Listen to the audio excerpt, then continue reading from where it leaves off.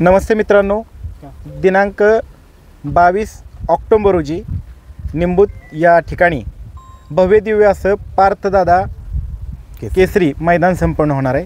या संदर्भामध्ये मैदानाचे आयोजक आदरणीय श्री गौतम भैया काकडे देशमुख यांची मुलाखत आपण घेणार आहोत। भैया नमस्ते। नमस्ते भैया, आता मैदानाची तयारी कुठपर्यंत आलेली आहे? नवरात्र यात्रा उत्सव आणि पारदादा केसरी या नावाने आपण ह्या निंबूतमध्ये मैदान 22 तारखेला घेतलेलं येणारे रविवारी। तर आता तुम्ही पाहताय की जवळजवळ 12 ट्रॅक सगळे रेडी झालेले आहेत। बॅरिगेटिंगचंही काम चालू आहे आणि बॅरिगेटिंग आपण पूर्ण दोन्ही बाजूला बॅरिगेटिंग करतोय। स्टेज उभा आहे आणि आता उद्याच्याला आम्ही तुम्ही आता ग्राउंडवर पाहिलं तर तसे खडे फार काय नाही आहेत, अगदी एक 10% आहेत, पण तेही मी उद्याच्याला लेबर सांगितलेलं आहे, महिला काय सांगितलेलं तर त्यांच्याकडनं हे गोळा करून एकदम स्वच्छ पद्धतीने ग्राउंड रेडी असेल उद्या। मैदान ओपनचं आहे का आदतचं आहे? मैदान ओपनचं आहे। बक्षिसाचं स्वरूप 1 ते शेवटपर्यंत बक्षिसाचं स्वरूप सांगा। प्रथम क्रमांकाचं बक्षीस आपण 1 लाख रुपये ठेवलेलं आहे। द्वितीय क्रमांकाचं बक्षीस 70,000 आहे। तृतीय क्रमांकाचं 50,000 आहे। चतुर्थ क्रमांकाचं 40,000 आहे। पंचम क्रमांकाचं 30,000 आहे। 6 नंबरचं बक्षीस 20,000 आहे आणि 7 नंबरचं 10,000। आणि गाड्या आपल्या जर वाढल्या तर जसं आपण गोजूबावीला ज्या पद्धतीने केलं की गाड्या वाढल्यानंतर आपण 11 सेमी केले आणि त्यांना सगळ्यांनाही बक्षिसं त्या पद्धतीने दिली, त्याच पद्धतीने इथं जेवढ्या गाड्या वाढतील त्या पद्धतीने आपण बक्षिसं वाढवणार आहोत। बक्षिसाचं ठिकाण कुठं आहे असणार आहे? आपण निंबूत गावाकडनं म्हणजे निरेपासून आपण जो नीरा मोरगाव रोड आहे त्या नीरा मोरगाव रोडला गुळुंचे म्हणून गाव आहे। गुळुंचे गावाच्या पुढं आलं की आपण बॉक्स कमान आता रोडला उभा केलेली आहे। गडदरवाडीकडे जो रोड जातो त्या रोडला बॉक्स कमान उभी केलेली आहे आणि तिथं आपण बॅनरही लावत आहे आणि रोडवरनं मैदान दिसतं, त्यामुळे ते लक्षात येण्यासारखं आहे। जे आपलं यात्रेचं मैदान होतं तेच ह्या मैदानावर आत्तापर्यंत 3 मैदानं झालेली आहेत ह्या ग्राउंडवर। म्हणजे यात्रेची आमची 2 मैदानं झालेली आहेत आणि तिसरं मैदान असंच घेतलं होतं, ते तिन्ही मैदानं ह्याच मैदानावर झालेली आहेत। फाटीची लांबी आणि रुंदी किती आहे? आता तुम्ही जर पाहिलं तर फाटी 900 फूट लांबी आहे आणि सगळे ट्रॅक जर पाहिले तर आपले 16 फूट रुंदीचे सगळे ट्रॅक आहेत। म्हणजे ट्रॅकची रुंदी आपण 16 फूट ठेवलेली आहे आणि 12 ट्रॅक टाकलेले सगळे मिळून, आणि 12 ट्रॅकच्या पलीकडं आपण बॅरिगेटिंग दोन्ही बाजूनी कडपर्यंत करतोय पूर्ण। आता बऱ्याचशा मैदानावरती निकाल देत असताना फार मोठ्या अडचणी निर्माण होत आहेत, तर तुमच्या मैदानावरती निकाल पायावरती असेल बैलाच्या का तोंडावर असेल? मी आजच एक हे टाकलेलं आहे ग्रुपवर सगळ्या किंवा माझ्या स्टेटसला वगैरे मी ठेवलेलं एक बॅनर बनवून टाकलेला आहे। तर त्याच्यात मी नियमन अटी ज्या सांगितलेल्या आहेत त्याच्यात निकाल जो असेल पुढचा हा बैलाच्या पायावरच धरला जाईल, तोंडावर किंवा त्याच्यावर निकाल दिला जाणार नाही। ज्या बैलाचा पाय पुढं असेल त्या बैलाला निकाल दिला, त्या गाडीला निकाल दिला जाईल। ते सोडून आपण जे ट्रॅकचं जे लॉबीचा जो विषय आहे, जर समजा बैल ट्रॅकमध्ये गेला आणि तो वर आला तर ती लॉबी धरणार नाही, पण ती तास वलडून जर पलीकडच्या तासात बैल किंवा टांगं जर गेलं छकडं त्या पलीकडच्या ह्याच्यात गेलं तर ती गाडी बाद धरली जाईल। ते सोडून मी अनेक वेळा उल्लेख केला आणि आत्ताही त्या गोष्टीचा मी म्हणजे प्रामुख्याने उल्लेख करतो की बैलाला जर मारहाण झाली किंवा शेपूट चावलं आणि ह्या विषयाचं त्या गटातलं कुणाचं जरी ऑब्जेक्शन आलं तर मी ती गाडी बाद देणार, मग ती मोठ्याची असो नाही तर गरीबाची असो, सगळ्याला न्याय एकसारखाच असेल। मोठा आणि गरीब ह्याच्यात चालणार नाही। त्या पद्धतीनेच आम्ही जर कुणाची जरी असली तरी शेपूट चावला किंवा मारहाण झाली तर त्या गाडीला आम्ही बाद देणार। प्रवेश फी किती आहे? प्रवेश फी आपली 1,000 रुपये आपण ठेवलेली आहे। गाड्यांची ऑनलाईन नोंदणी कधीपासून तुमची? उद्यापासून आपली ऑनलाईन नोंदणी चालू होणार आहे गाड्यांची। उद्यापासून आपण रितसर ऑनलाईन नोंदणी घेतोय। मैदानाचं समालोचन कोण करणार आहे? समालोचक कोण आहेत? आपण मैदानाला समालोचक म्हणून सुनील मोरे पेडगावचे आणि विकास सर दोघांची नेमणूक आपण केलेली आहे। आणि मी ह्यावेळेस थोडं मागच्या वेळेस आपण आपले सगळे समालोचक जेवढे होते आपल्या परिसरातले त्या सगळ्यांना मी संधी दिली होती, पण थोडं सगळ्यांनी आता ह्यावेळेस समजून घ्या की तिथं आपल्याला माझं जे टार्गेट आहे की 8ला मैदान चालूच करायचं आणि 5ला फायनल करायचं। मी जसं सांगितलं की मी इथं उद्घाटनालाही कोणाला बोलवणार नाही आणि बक्षिसालाही कोणी प्रमुख अतिथी बोलवणार नाही. उद्घाटन कोणाच्या हस्ते होणार आहे तर हे जे समालोचक आहेत सुनील मोरे असतील, विकास सर जगदाळे असतील आणि आपले झेंडा पंच म्हणून आपण राजेंद्र बापू धनावड्यांची नेमणूक केली. ह्या तिघांच्या हस्तेच आपलं इथं उद्घाटन आपण करणार आणि ह्यांच्याच हस्ते बक्षीस वितरण करणार. झेंडा पंच कोण असणार आहे? राजेंद्र बापू धनावडे. आता महत्त्वाच्या विषयाकडे येऊया. मैदानाच्या आसपासच्या परिसरामध्ये ओढा, विहीर, कॅनॉल, झरा, दरी असा काय परिसर आहे का? तुम्हाला वाटतंय का कुठं असं? म्हणजे एक सांगू का, मी एक सांगतो, इथं कुठंही विहीर, वडा किंवा दरी असा काय विषय कुठंही नाही आहे. पटांगण मोठं आहे पूर्ण.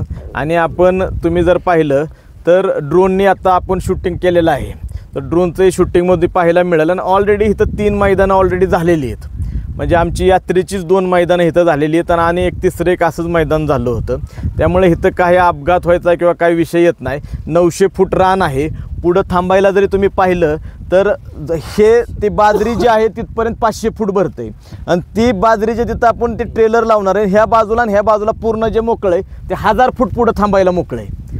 आणि आपण जी येणारी जी बैलं आहेत, म्हणजे समजा ज्या गाड्या येतील त्या गाड्या आपण इथं पुढं बैलं बांधूनच देणार नाही. आपण बैलं बांधायला पलीकडं, रोडच्या पलीकडं जे पटांगण आहे जवळजवळ 50-60 एकर आहे, त्या बाजूला ती बैलं बांधायची व्यवस्था करणार आहे. आणि हे जे हे केलेलं आहे बॅरिगेटिंग केलेलं आहे, त्या बॅरिगेटिंगपासून साधारण 30 ते 40 फूट मागं हॉटेल लाईन सगळी त्यांनी हॉटेलवाल्यांनी तिकडं लावायची किंवा जे व्यावसायिक येतील त्यांनी त्या बाजूला आणि ह्या बाजूलाही सेम आपली सिस्टीम राहणार. पुढं कुणालाही हॉटेल किंवा काहीही लावून देणार नाही. आता एका वेळेस मैदानामध्ये किती गट जाणार आहेत? बजर सिस्टीम असणार आहे का? बजर तुम्हाला सांगतो 8 वाजता म्हणजे 8 वाजताच मी मैदान चालू करणार. मैदान मी 8ला चालू झालं की आपली बजर सिस्टीम जी आपली गोजूबावी पॅटर्न पूर्ण इथं असणार. तेवढ्या 10 गाड्या आपण खाली सोडणार. म्हणजे 10 गट आपण एका वेळेस खाली सोडणार आणि 10 गट खाली जाऊन थांबणार. आणि त्याच पद्धतीने 12 वाजेपर्यंत आपल्याला 50 फेरे करायचेच. मी 5 म्हणतोय, 4ला जरी फायनल झालं तरी आपल्याला फायनल 4 वाजता करायचं आहे. भैया आपली परमिशन आहे का मैदानाची? हो, परमिशनचं आपलं लास्ट स्टेजला आहे. उद्याच्याला आपल्याला हातात परमिशन मिळून जाईल, काय अडचण नाही. काही मैदानातील मालक लोक म्हणतात की बारामती तालुक्यात परमिशन नसते, हे सत्य आहे का? ऐका ना, परमिशन नसते.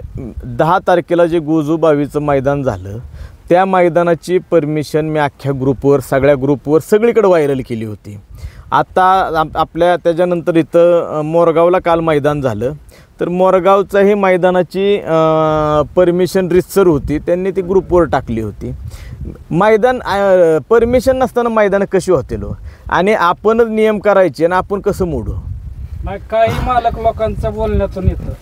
नाही, असं होऊ शकतं का? ग्रुपवर टाकल्यानंतर कसं आहे, बोलणाऱ्याच्या तोंडाला कोणी अडवायचं, पण ग्रुपवरच टाकतोय ना आपण. रितसर सगळ्या परमिशन ग्रुपवर टाकतो. आपल्या तुमच्या ह्याच्या माध्यमातून, यूट्यूबच्या माध्यमातून आपण सगळीकडं व्हायरल करतोय. असं होत नाही. भैया आता मैदानावरती बैलगाडी चालक मालकांना गाड्या पळून आल्यानंतर एखादा अटीतटीचा निकाल असेल तर तो निकाल पाहण्यासाठी किती स्क्रीनची उपलब्ध? 2 स्क्रीन आपण बसवतोय. 2 स्क्रीनची आपण व्यवस्था जशी गोजूबावीला होती तीच सेम पॅटर्न आपण दोन्ही बाजूला स्क्रीन ठेवतोय. आणि आमचे जे पंच असतील, म्हणजे जे गोजूबावीला होते तेच पंच असतील. म्हणजे त्याच्यात एक 2 आमच्या गावातले आमचे एक राजू भैया काकडे, एक ठाकूर म्हणून आहेत, त्यांना एक आम्ही त्यांची एक एक्स्ट्रा नेमणूक वाढवतो. नाही तर बाकीची जी गोजूबावीची जी टीम होती तीच असणार. आणि परत एक लालासाहेब लकडे म्हणून एक आमचे आहेत, हे 2 नावं फक्त एक्स्ट्रा वाढतील. नाही तर बाकीचे पंच गोजूबावीचेच राहतील. आणि जी सिस्टीम होती निकालाला, समजा कुठं असं घासाघाशीत झाले तर ते स्क्रीनवर पाहून निकाल दिला जाईल. सामान गाड्या उतरल्या तर काय नियम आहे?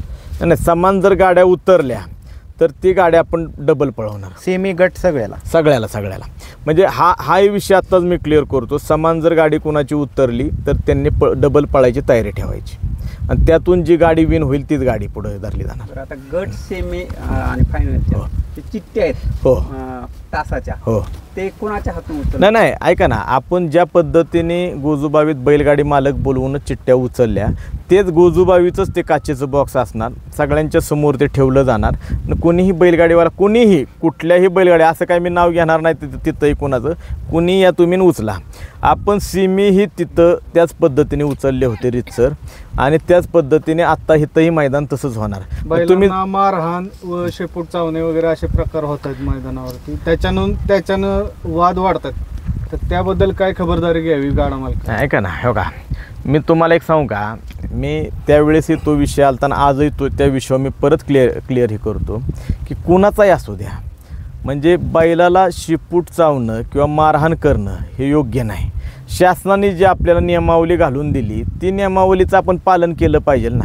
मग त्याच्यात जर गरिबाच्या बैलाचा शिपूट चावला आणि तो गरीब आहे म्हणून त्याच्या बैलाचा शिपूट चावायला परवानगी द्यायची का? असं आहे का? गरीब मोठा ह्या नादात नसतो. ह्या नादात एकच आहे, ज्याचा बैल पळतो तुम्ही पळून त्याला थाप टाका, थोडं शेपटात हात घाला, एवढं करा ना. जी नियमावली आहे त्याच्यातलं जी काय बंधनं घातल्यात त्याचं जर उल्लंघन झालं आणि ऑब्जेक्शन आलं, मी 100% कुणाची जरी गाडी असली तरी मी बाद करणार. कुणाला ह्याच्यात समजा काय लोकांना वाटतं गरीबाव अन्याय विन्याय काय नाही. शिपूट चावणं ही योग्य नाही, ही चुकीचं आहे आणि ती चुकीचंच आहे. मग तो गरीबाचा बैल असला आणि मोठ्याचा बैल असला, माझा बैल असला तरी चुकीचं आहे. त्याच्यावर ऑब्जेक्शन आलं, माझी गाडी बाद करणार मी. आता मैदान पुकारलं तुम्ही, अचानक मैदान मोठे एवढे घेताय.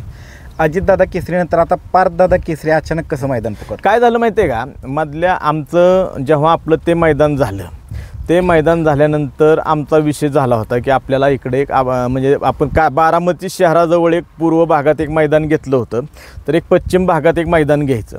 आणि आता काय झालं होतं, आता अनेक बैलगाडी सर्वसामान्य असतील किंवा मोठे असतील, सगळ्यांच्याकडे बैल बांधून राहायला लागली. मग त्यांना फेरे टाकायला जायचं, ह्याचं थोडं ते विषय वाढत होता.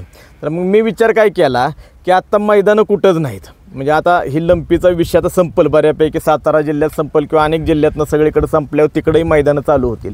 पण हा जो गॅप आहे, तर ह्याच्यात एक मैदान घेतलं तर त्या लोकांना एक चांगली संधी मिळेल आणि एक चांगल्या पद्धतीचं मैदान होईल. म्हणून त्या हिशोबाने आपण हे मैदान डिक्लेअर केलं किंवा 22 तारखेला आपण गॅप आहे, कारण 17 तारखेला एक झालं होतं ह्याचं मोरगावचं मैदान, त्याच्यानंतर 31 तारखेला एक मैदान आणि एक आता आदतचं मैदान एक पुरंदर तालुक्यात एक पुकारलेलं आहे आपलं 25 तारखेला.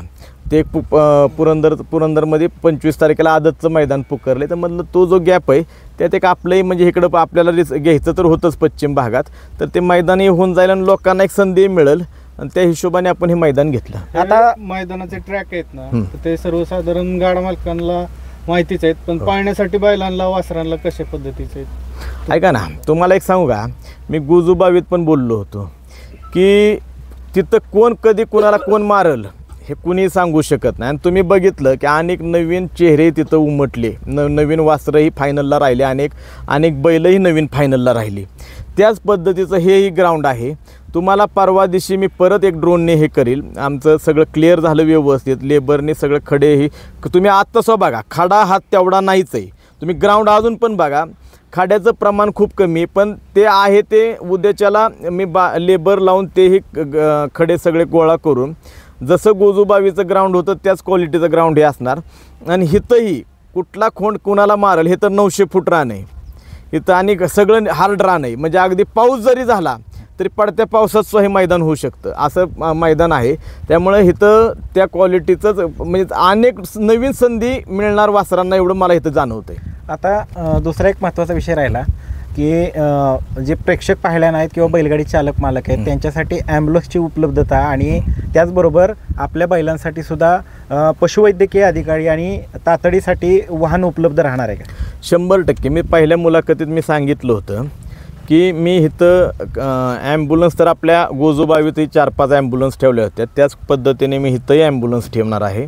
आणि ॲम्ब्युलन्स ठेवून प्लस बैलांसाठी एक पिकअप की ओपन बॉडीचं जे पिकअप ठेवणार आहे आणि एक JCB ठेवणार आहे आणि त्याला बेल्ट की समजा अगदी घडू नाही, माझं मत आहे की घडूच नाही हा विषय, पण अगदी घडला तरी त्या बैलाला तिथून उचलून त्या ह्याच्यात हे करून पशुवैद्यकीय म्हणजे अधिकारी डॉक्टर्स इथं मैदान संपेपर्यंत मैदान संपेपर्यंत राहणार. प्लस मी प्रायव्हेट डॉक्टर पण इथं सांगणार त्या ह्याच्यातली की त्यांनाही थांबवणार चांगल्या पद्धतीने समजा आलं गरज. पण माझी सोमेश्वराला सेवागिरी महाराजांना एवढीच प्रार्थना राहील की हे मैदान चांगल्या पद्धतीने व्यवस्थित पार पाडावं. तुमचा आशीर्वाद ठेवा व्यवस्थित आणि 100% चांगल्या पद्धतीने पार पडेल. भैया आता हे आपण मगाशचा विषय होता शेपूट चावणे वगैरेचा, तर गाडा आपली जी शर्यत आहे ही शर्यत टिकवण्यासाठी काय नियम असतात आणि त्याचं उल्लंघन होतं कधी कधी, तर गाडा मालकांनी काय काळजी घेतली पाहिजे हो का, मैदानावर? एक लक्षात घ्या ना, असंख्य गाडा मालक 8-9 वर्ष आपण भाजलेलो आहे, त्याच्यात पुळून निघालो आहे बंदीच्या काळात. आज आपल्याला परमेश्वराने साथ दिली, या सगळ्यांची साथ मिळाली. हे शेवाळे आबा ही जी टीम काय एक ठराविक जण होते हे पूर्ण ताकदीनिशी प्रयत्न केले म्हणून ही मैदानं चालू झाल्यात. तर हे जर टिकवायचं असेल ना तर आपण पण नियम पाळले पाहिजेत. म्हणजे अगदी मारहाण असेल तुम्ही किंवा शेपूट चावणं असेल, ह्या गोष्टी शासनाची जी नियमावली आहे ना ह्याचं पालन तंतोतंत करणं हे फार गरजेचं आहे भविष्याच्या दृष्टीने. तुम्हाला एक सांगतो, आजसुद्धा म्हणजे प्राणी मित्र म्हणतात ते, पण कशाचे मित्र ते उलटं ही जर काय आपल्या अनेक ह्या गोष्टी जर बंद पडल्या ना तर ही जातच म्हणजे संपुष्टात येईल, नष्ट होईल. जसं आज आपण डायनॉसॉर दाखवतो मुलांना की असे डायनॉसॉर होते किंवा अशा काही गोष्टी जे प्राणी आता ही झाले, तशी परिस्थिती होईल. उलटं ह्याचं संगोपन आज स्वा म्हणजे अनेक शेतकरी असतील स्वतःच्या पोराला ज्या पद्धतीने सांभाळते त्या पद्धतीनेच त्या जनावरालाही सांभाळते. मग आपण ह्या सगळ्या गोष्टी पाळतोय, ह्या गोष्टीचं आपण पालन करतो. त्याच पद्धतीने आपण जर इथं मैदानात स्वतः त्या गोष्टीचं पालन केलं. आता हो का, मी सांगितलं ना कुठल्या ड्रायव्हरचा माझा वाद नाही किंवा कुठल्या बैलगाडी मालकाचा माझा वाद नाही. ह्याच्यात फक्त एक आहे की ऑब्जेक्शन समजा कोणी घेतलं, आम्ही त्या दिवशी सांगितलं ना आजही सांगतो, इथं कुणाला जर वाटलं की शेपूट चावलं किंवा मारलं आहे किंवा कुठं काय चुकीचं वर्तन झालेलं आहे बैलाच्या बाबतीत, त्याने येऊन सांगावं. आपण हे करतो आहे, कॅमेरे सिस्टीम ठेवतो आहे आणि ड्रोन आपण ठेवतो आहे, सगळं ठेवतो आहे. ह्याच्यात जर जाणवलं, जर तो सापडला दोषी तर त्याच्यावर कारवाई केली जाणार, मग तो कुणाचाही बैल असू द्या. आणि दुसरी गोष्ट मी आता हा उल्लेख जो मगाशी केला की आपलं मैदान 8 वाजता म्हणजे 8 वाजताच चालू होणार आणि सेम ह्याचाच पॅटर्न गोजूबावीस पॅटर्न राहणार. मी सुट्टी मेकर्सना सुद्धा एक रिक्वेस्ट करतो, विनंती करतो की बाबांनो, खाली आपण गेलो की म्हणजे गाड्या लगेच वळवून ज्या गाड्या म्हणजे समजा गट नंबर 4 चालला असेल तर त्याने गाडी वळवून लगेच उभा करायची आणि 5 नंबरवाल्याने पण मागं तयार राहायचं आणि व्यवस्थित रितसर गाड्या लावायच्या आणि गाड्या सोडायच्या. गाड्या सोडल्या की बॅरिगेटिंग आहे त्याच्या बाहेरून यायचं. मी इथं परत कसं होतं की माझं टार्गेट एकही मैदान उरकायचं आणि उजेडाचं 4ला झालं 4ला 3ला झालं तर 3ला सुद्धा मी फायनल करणार. माझं ही सिस्टीम आहे. 12 वाजेपर्यंत मला 50 गट पळवायच्यात, मी त्या ताकदीनेच मैदान करणार. तुम्ही खालीही झेंडा पंचांना किंवा खाली जे कोण आमचे स्वयंसेवक असतील ते आसूड घेऊनच असतील त्यांना सहकार्य करा. त्यांनाही तुमच्याशी वेडवाकडं वागायचं काय संबंध नाही किंवा काय करायचं नाही. तुम्ही जर व्यवस्थित रितसर केलं तर इथं कुठंही अडचणी येणार नाहीत. परत प्लस जे काय प्रेक्षक किंवा बैलगाडी मालक येणार आहेत, तुम्ही ज्या पद्धतीने गोजूबावीत मला सहकार्य केलं की बॅरिगेटिंगच्या आत अजिबात कुठं बैलांना पळायला त्रास होत नव्हता, बॅरिगेटिंगच्या बाहेर उभा राहून तुम्ही सगळ्यांनी हे पाहावं, मैदान पाहावं. भैया, एक असा प्रश्न आहे की प्राणी मित्र संघटनेला गोजूबाईच्या मैदानामध्ये की तुमचा एक मैदानाचा आदर्श घेतलेला आहे त्यांनी, त्याच प्रकारे येथे सुद्धा तुम्ही असंच मैदान भरवणार आहात का? सर्व प्राणी मित्र आपलं मैदान पाहण्याकरता येणार आहेत? 100%. म्हणजे ज्या पद्धतीने गोजूबावीत जे मैदान झालं आपलं, उलटं प्राणी मित्र संघटनेने जर त्याचं हे केलं असेल तर मी 100% त्यांचे आभार मानतो. आणि आता प्राणी मित्र संघटनेचे अध्यक्ष आपले आणि